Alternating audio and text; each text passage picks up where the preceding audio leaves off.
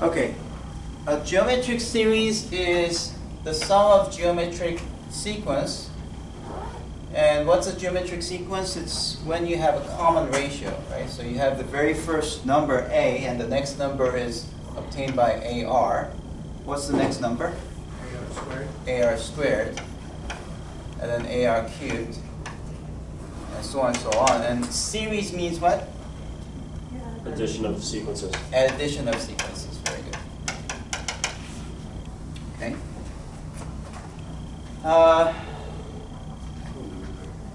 Now, there's a formula for such a thing, but in order to get to the formula, let me start off in a very different place. Let's talk about factoring. So, x cubed minus 1. Does anyone know how to factor this one? X cubed minus 1. You saw it in algebra. X minus 1 times Squared plus 1. X squared plus x plus 1. Yeah. How about the factoring of x to the 4th minus 1 equals 2? X to the 4th minus 1. X squared minus 1. Oh, actually you're right. You can think of this as difference of two squares. But you can also write it as like x minus 1 times x cubed plus x squared plus x plus 1. And you can further factor this by factoring by grouping. So you can group these two group these two, and then you can further factor. Or you can use the difference of two squares twice. But I want to write it like this, although this is not fully factored because it follows the pattern. How about this one?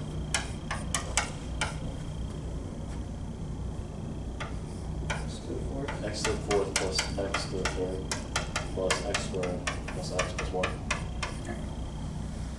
Okay, so it goes like that. And how do you actually prove this? Well, here's how you prove it. So leave a space above, okay? Write A as 1 plus x squared plus all the way up till x to the n minus 1.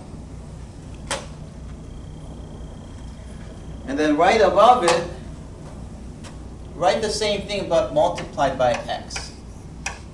Okay, so what does that become? Well, 1 times x will give you x times x will give you x squared.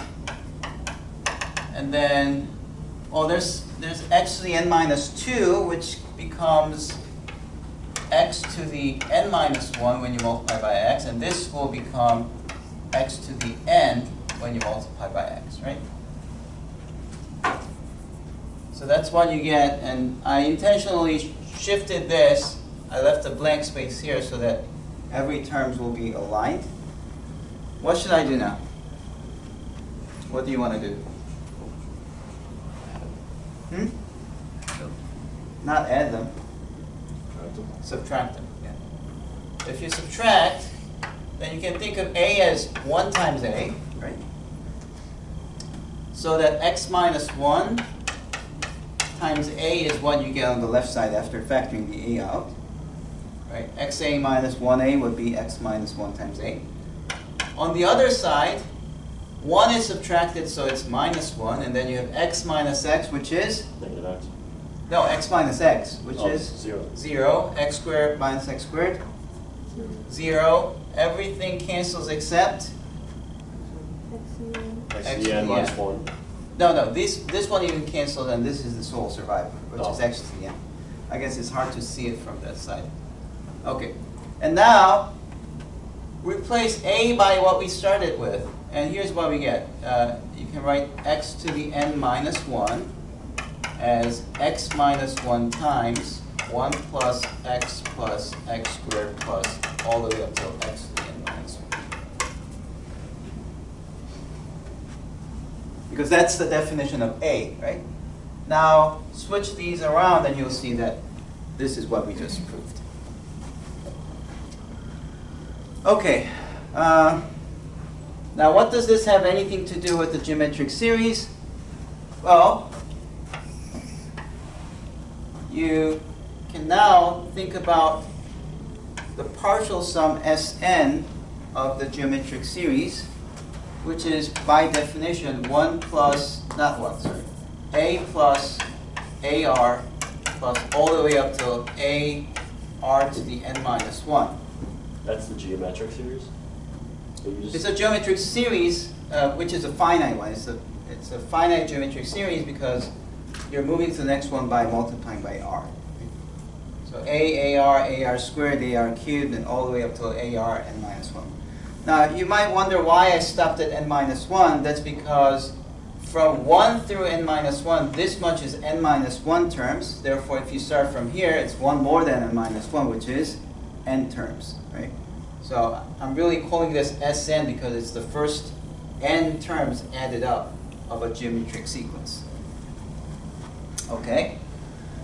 And now we're going to relate it to the result that we just got by first factoring the a out. And you have 1 plus r squared plus all the way to r to the n minus 1. And then I wish something was there. What? Well, if you look at this, this is exactly same as this one, except x is replaced by r, right? So I have this. What do I wish for? X minus 1.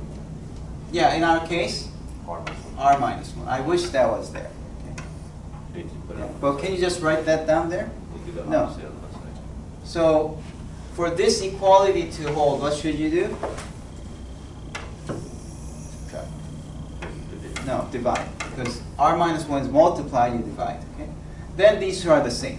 Okay? And then now we can just use this identity that we just proved. Okay? So what is that? That's A.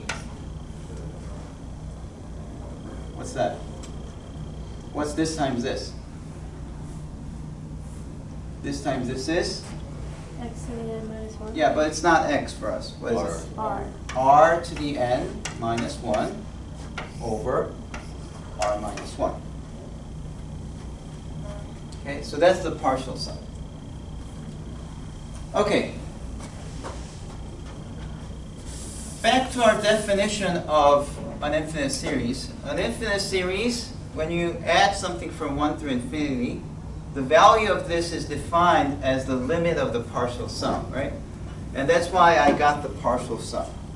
Once you get the partial sum, then you can send n to infinity, and that will be your infinite sum. Okay? All right. So for geometric series, summation from n from 1 through infinity of a r n minus 1. Now let's see why this is really this thing. If n is 1, you have r to the 0th power, right? Which is just a.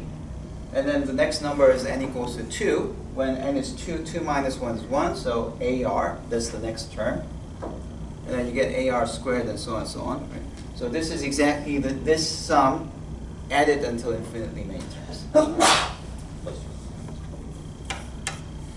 So you want to know this, but by definition, this is a limit of capital N going to infinity of this partial sum, n from 1 through capital N of a r n minus 1.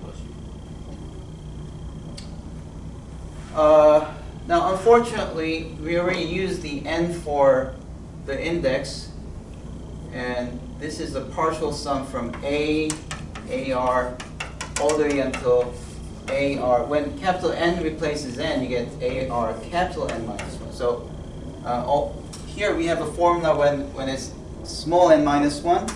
That n should be now replaced by capital N.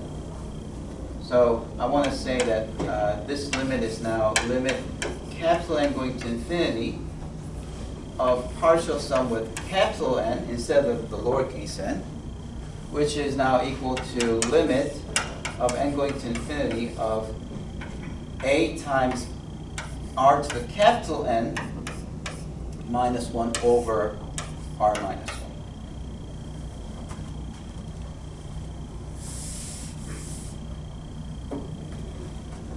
Okay. Now, let's see when this would be a finite number. Yes?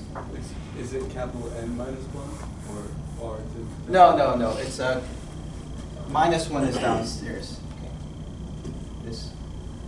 This minus 1 is in the exponent. This one is downstairs. Okay. So when would this be a finite number? And I think the challenge is because we have so many letters, it's hard to think, but just think about an easy example. So let's say A is 1 and R is 2. And you have 1 times 2 to the capital Nth power minus 1 over 2 minus 1. What would that limit be? Infinity. Because you have 2 to the infinity power, that increases without bound, right? So that's going to be infinity. Can you think of an example where this will be a finite number, though? When would this be a finite number? What are the what values for A and R would make it? Yeah. I'm asking. Give me an example of A and R so that this will give you a finite number.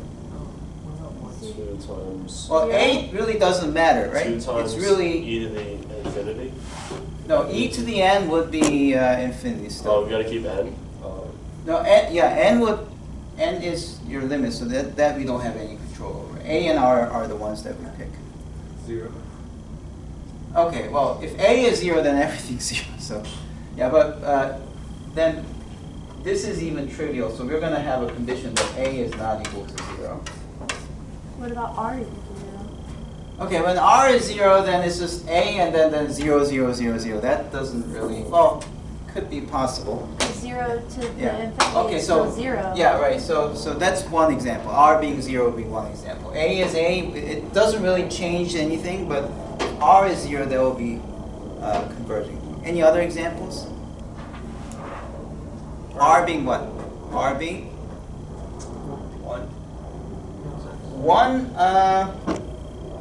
So if you put 1, then the denominator becomes 0. Actually, this formula here assumes that R is not equals to 1 because if R is 1, you're dividing by 0, right? But if R is 1, it's just A, and if you add a non-zero number infinitely many times, that diverges. So we know that if R is 1, it doesn't converge. Okay. Not because of this formula, but the sum itself didn't converge. 10.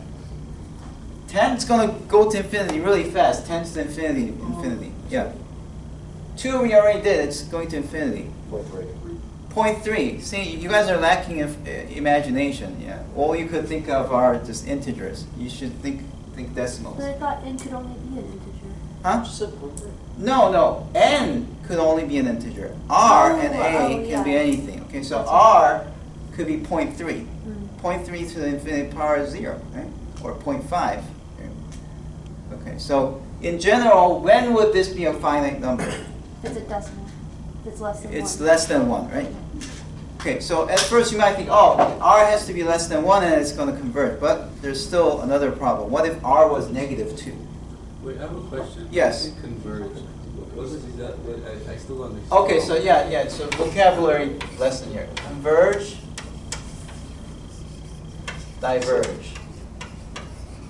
Okay, converge means this will get closer and closer to a single number as n increases. Diverge means it doesn't happen. That doesn't happen. Diverge is just the opposite of converge. So when limit does not exist, it diverges. It's the same terminology of D and E. Okay. So converge means it will get closer and closer to a single number. And the example for R equal to 0.3 would be 0.3 to some power of n. This will become closer and closer to 0 as n increases, right? 0.3 to the nth power will become closer and closer to 0 as capital N increases. So the value of this function will become stabilized to a single number when this becomes close to 0, and then it's negative a over r minus 1. Whatever that number is, that's going to be the limit. Does that make sense? Okay. Okay, so back to the question. What if r was negative 2? What happens to this limit? Yes? It'll be divergent. It will be divergent because negative 2 and positive 4 and negative 8 and positive 16, it just goes really big, right? And it even alternates being positive and negative. So it never settles down to a single number. In that case, it's divergent. Does that make sense? Yeah. Okay. If it settles down to some number, that's convergent. This is divergent. So we know that if r becomes a negative and negative big number, that's no good either. So in order to satisfy both bounds, the proper thing to do is to talk about the bounds of the absolute value of r. Right? So if it's a negative, it can't be less than negative 1. If it's a positive, it can't be more than positive 1. Because in those cases, it's going to diverge. And even for the special case of r equals to 1, which I already explained, it's going to diverge. R equals to negative 1 also diverging as well. Oh. Well, first, let me write this down. Then I'll explain the other cases. So, if absolute value of r is less than 1, this converges.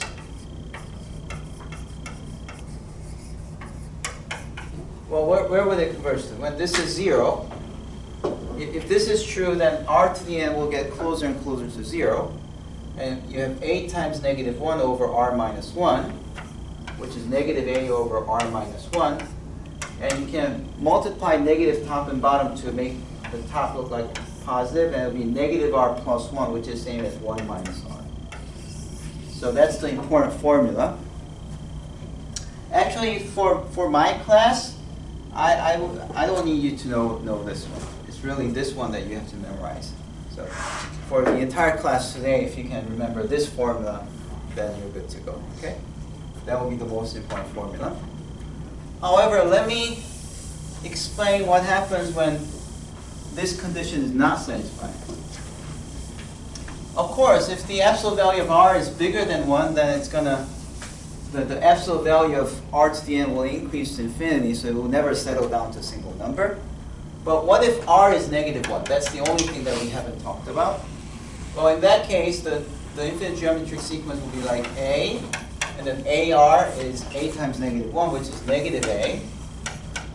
Ar squared, negative 1 squared is positive 1. And then negative a again. So it does that, right? A and negative a and negative a.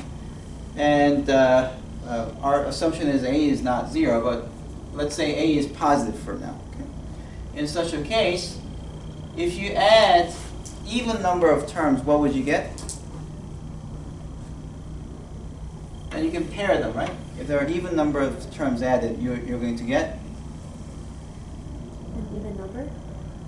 No. If the number of terms is even, and you add it until there, right? You get 0. You get 0 because everything pairs up and you get 0, right? But what if the number of terms is odd? Then you get an extra, no, plus a. You get an extra plus a that's not paired. So you're going to get an a. So again, you have this situation where even one will give you 0, but a is some positive number, and you get repetition, fluctuations between them, right? You get 0 and a and 0 and a and 0 and a. Does it settle down to a single number? No. If it doesn't, what do we say? It diverges. Okay, that's the correct thing, or the limit does not exist. Okay? So this will be a case when it diverges. So that's our conclusion that the second, so this is number 1. If absolute value of r is less than 1, this converges. And number 2, if absolute value of r is greater or equal to 1, then the infinite series diverges. Okay? So that's what the formula is. So these two facts are important too, that it converges if the absolute value of r is less than 1, and it diverges if the absolute value of r is bigger or equal to 1.